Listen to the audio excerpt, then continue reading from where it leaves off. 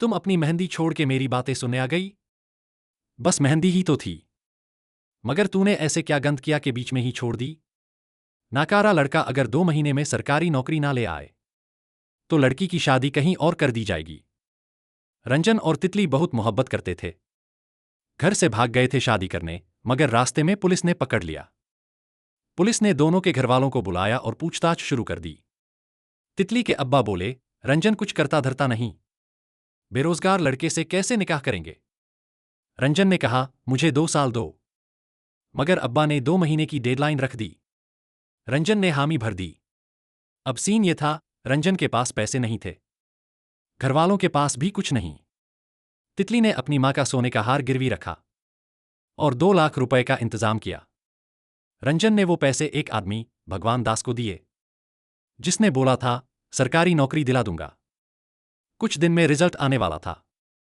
तितली खुश, रंजन खुश, दोनों शादी के ख्वाब देख रहे थे। मगर अगले दिन पता चला, भगवान दास 2 लाख लेकर भाग गया। रंजन के होश उड़ गए। रंजन मंदिर गया, दूध चढ़ाया, दुआ मांगी, बोला, बस नौकरी मिल जाए। मगर कुछ खास मन्नत नहीं मांग पाया। और फिर चमत्कार, भगवान दास वापस आ गया। वो भागा नहीं था, बल्कि रंजन की नौकरी के लिए दौड़धूप कर रहा था। और अब रंजन को सरकारी नौकरी मिल गई थी। अब शादी की तैयारियां शुरू। हल्दी, रस्में, रंजन और तितली की मुस्कुराहटें, जैसे उनका ख्वाब हकीकत बनने जा रहा हो। रंजन ने तितली से कहा कि तुम्हें अपनी लाइफस्टाइल बदलने की जरूरत नहीं, दोनों साथ अच्छे से रहते हैं। अगली सुबह रंजन ने देखा कि घर में फिर हल्दी का प्रोग्राम चल रहा है। वो मां से पूछता है, ये क्या कर रही हो? आज 30 तारीख है, वेडिंग प्रोसेशन जाना है। मां बताती है, बेटा आज 29 है, हल्दी है। रंजन हैरान, शायद उसने कल रात हल्दी वाले दिन का सपना देखा था। वो दिन झेलता है, पर अगली सुबह फिर वही दिन। तीसरी और चौथी बार भी ऐसा ही होता है। वो बेहोश हो जाता है। डॉक्टर के पास ले जाया जाता है, मगर कोई हल नहीं। वो तितली को बताता है कि वो 29 तारीख के लूप में फंस गया है, पर तितली उसकी बात नहीं मानती। 7 दिन तक यही चलता है। आखिरकार तितली, उसके अंकल और दोस्त मान जाते हैं। रंजन को याद आता है कि उसने एक पुजारी से प्रार्थना मांगी थी। वो उसके पास जाता है।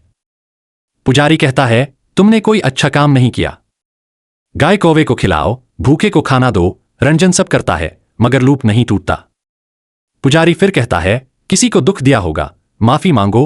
रंजन सबसे माफी मांगता है, यहां तक कि मां बाप के पैर छूता है। सब हैरान होते हैं, मगर अगली सुबह फिर 29 तारीख। रंजन निराश होकर शराब पीता है और आत्महत्या के लिए नदी के पुल पर जाता है। वहां उसे हमीद नाम का लड़का मिलता है, जो कूदने वाला होता है। हमीद कूदता है और रंजन उसे बचाने के लिए कूद पड़ता है। हमीद ने बताया, गवर्नमेंट जॉब नहीं मिल रहा, इसलिए जान देने आया हूं। रंजन को समझ आया, शायद यही उसका अच्छा काम है। वह बार बार हमीद को बचाता है, मगर हर दिन हमीद फिर नदी में कूद जाता। रंजन ने सोचा, क्यों न हमीद को जॉब दिलवाऊं, पर इसके लिए 2 लाख रुपए चाहिए थे। भगवान दास से बात की तो उसने कहा, 6 लाख लगेंगे। हमीद ने मना कर दिया, वह मेहनत से जॉब चाहता था।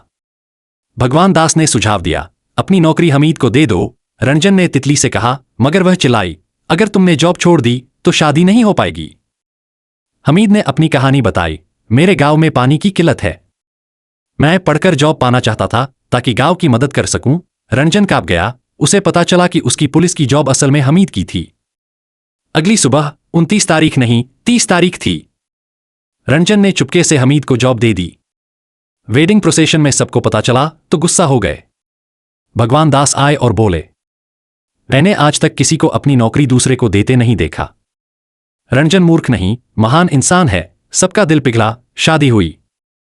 भगवान दास ने कृष्ण का संदेश दोहराया, फल की चिंता मत करो, बस कर्म करो। करण शर्मा की यह फिल्म दिल छू लेने वाली कहानी है, बिना भारी संदेश या रोमांटिक ड्रामा के।